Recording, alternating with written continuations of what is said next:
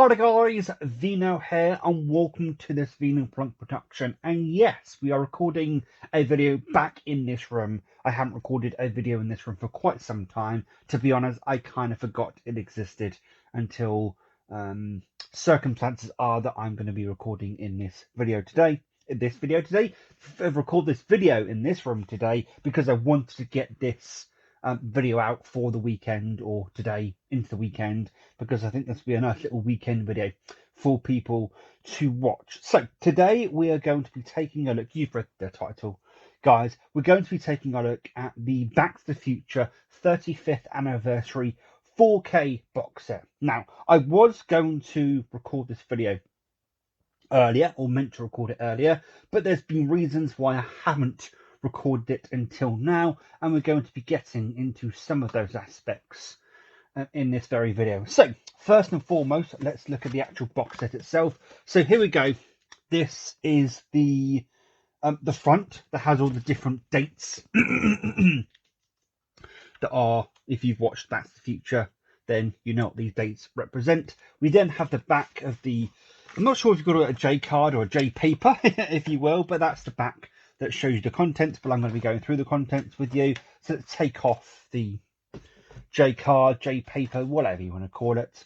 And there's the front again, and once again, there's the back with the flux capacitor, hold to 88 miles per hour, plutonium indicator there we are, and a reset button there. We then get 35th anniversary on the top with this kind of Knight Rider-y kind of looking thing here. On the bottom we get an on and off switch, and on the sides we just get Back to the Future 35th anniversary. Before I progress with this set, I will say that when the 35th anniversary of Back to the Future came around, there were many releases that came out. This is the creme de la creme, if you will, of those releases. However, there were so many different releases. You can get just the films themselves on 4K. You can get, this actually contains some steelbooks. We'll get to that when we go through the set. You can get the steelbooks just themselves. There were so many different ways of buying this set. One little tip I'll give you guys is do your research, shop around. Don't just jump on the first one you find on eBay, because I actually don't mind saying I paid £90 for the set off of eBay, and you can actually buy just the steelbooks for the same price. So, and obviously this set gives you more with the different bits and bobs that you get with this set. So do your research, guys, before jumping on the first one that you find. So let's get the box open and let's get into the contents of this box. So the first thing you're presented with is this VHS replica box, and I do like these VHS replica box. There's a few of these that are in these kind of 80s, 70s, 80s sets that do this, and I must say this is a very nice replica. At some point I do want to collect those HMV VHS with 4Ks or Blu-rays, but a lot of them are now out of print and fetch collector's prices, but it is what it is. But really nice little callback to, of course, the fact this came out in the 80s, and the 80s was very much the era of VHS. And in this little set you get a bunch of different bits. So the first thing that's here is a little fridge magnet, Back to the Future Part 1 fridge magnet. We get a little newspaper excerpt of Emmett Brown commended. Those who know the film know what that means. We then get a picture of the clock tower when Marty and Doc Brown are back in 1855. We get a future newspaper, Youth Jailed, and of course that is Marty McFly's son. We get a Here Lies Emmett Brown or Clint Eastwood lenticular. I don't know how well it's coming across on camera, but there we go. So that's pretty cool. We then get an Emmett Brown committed newspaper article. We also get a Gibson guitar pick, or plec if you prefer, which of course is noteworthy. I think this is the very first, in the very first during the very first scene, as Marty McFly comes in, turns on all the electronics, and then plays guitar and gets blown back by the speaker. I think that's the plectrum that he uses. We also have here Gang Jailed, another little newspaper from the second film. We then have this other lenticular photo. If you tilt it, the various people in the photo fade away, and of course that's Marty McFly and his two siblings. We also get an excerpt of the Gray's Sports Almanac, obviously very pivotal to the second film. Obviously, there is a bigger version of this that you can buy, and you also get a continuity script excerpt from Bob Gale and Robert Zemeckis. So there we go. And then you get schematics of the DeLorean. There we go. And last but by no means least, you get a poster showing you the timeline and how things progress and all that kind of stuff. So all in all, I would say some pretty good bits and bobs that do tie in rather well with the film. Yeah, some really good stuff there. And if you've watched any of the film or you're a fan of any of the films, then you understand what all this means. And if you haven't seen the films, what are you doing? Get off your bottom and go and watch them. They are actually really good films. I've actually recently re-watched them, so they are really good films. Oh, and I just accidentally creased that newspaper article. There we go. And there we go. So that's the little VHS box. So the first thing you're presented with after that is the first steelbook of That's the Future Part 1, or just That's the Future, as it was called back then. On the back of each of these steelbooks, you get an image, a still, of the film in question. And inside, you get a Blu-ray disc and a 4K. Anyway, so I'm going to take off the disc and show you the back right there. There we go. And I'm going to put the Blu-ray disc back and close that up. And then next in the set, we have to take off this part here. And in the bottom of the set are the two remaining steelbooks. I do wish they could have done this a little bit better than having to take out part of the box, but it is what it is. Next up is That's the Future Part 2. We have the front there, and then another iconic image from that film.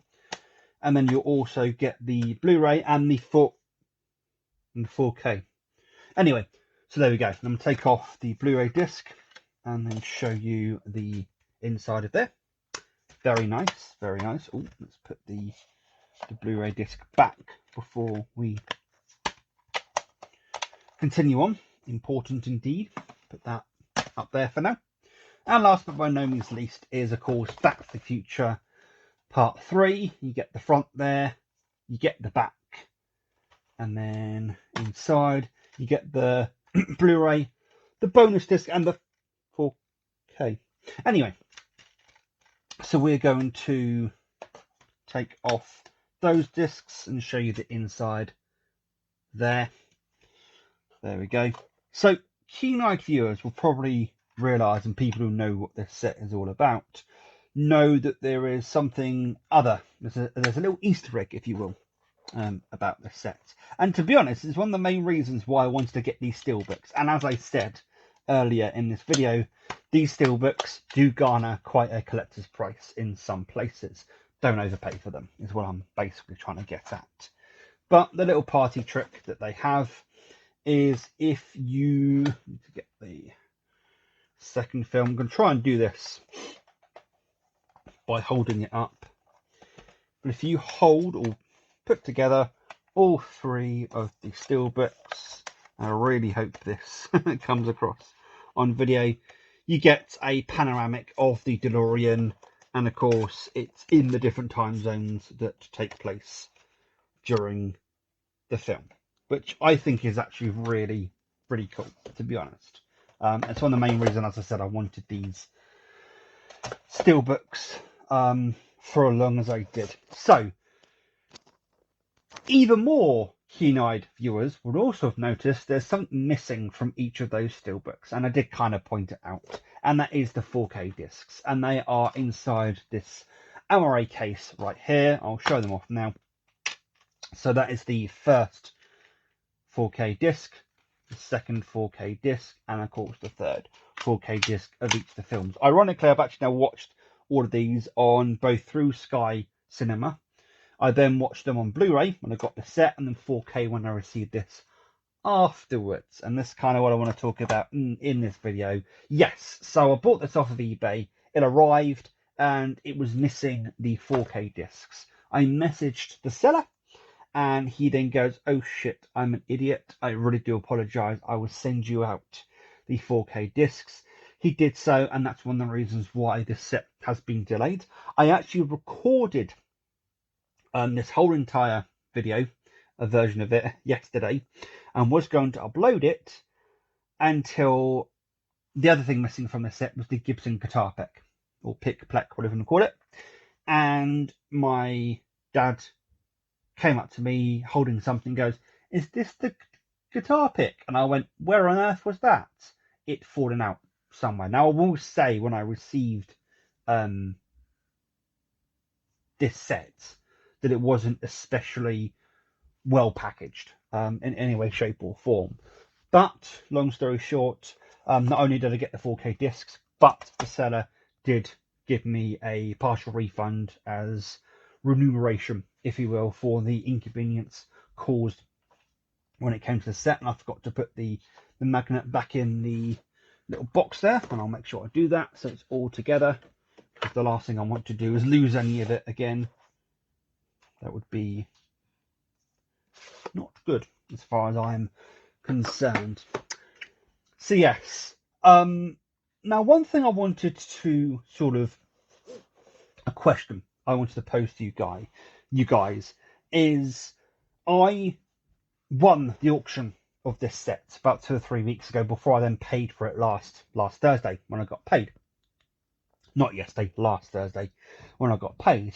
And the reason why the 4K discs arrived separately is because the seller actually watched the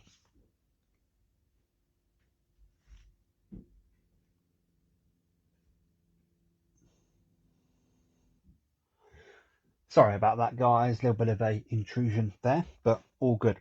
So yes, basically the seller watched the films before sending them out to me, and I was in two minds as to whether I agreed with that, so to speak. On one half, I'm like, yeah, you didn't technically send them out. I haven't actually technically paid for them yet, so they're still technically yours.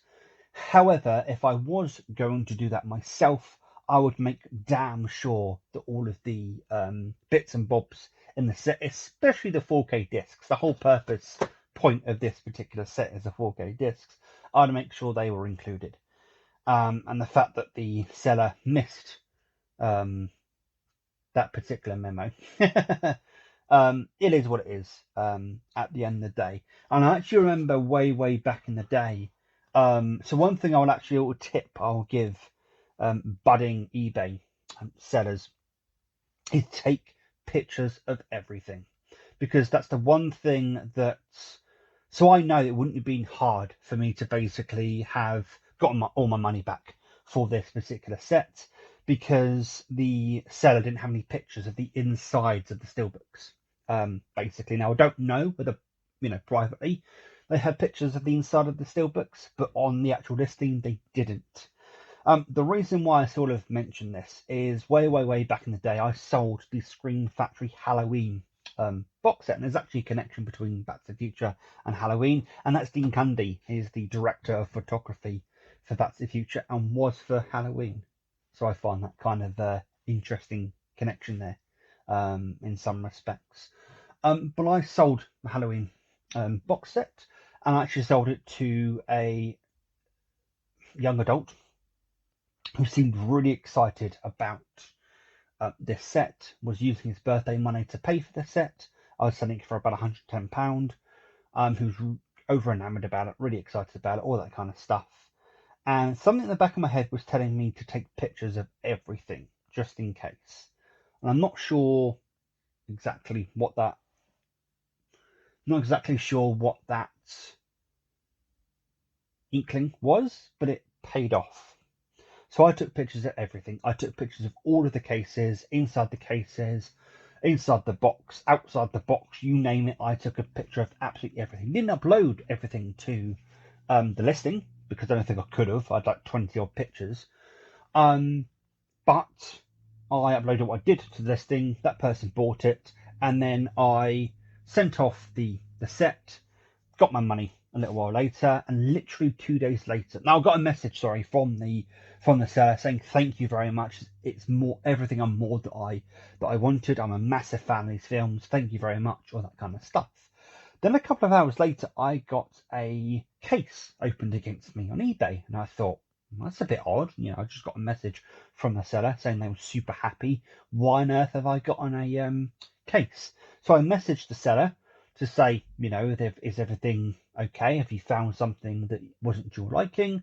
To then I was greeted with, although it's the same account, it wasn't the young adult that was messaging me back, it was their mother. They then proceeded to basically call me a scammer, basically, and accused me of stealing a teenager's birthday money, and that the set was lackluster, basically. I then proceeded to upload every single picture that I had taken beforehand, and within about an hour, the case was closed in my favour. I then received a message from eBay saying that they were claiming there were some things missing from the set, but because you basically sent all those pictures in, they've got to prove that they weren't included now.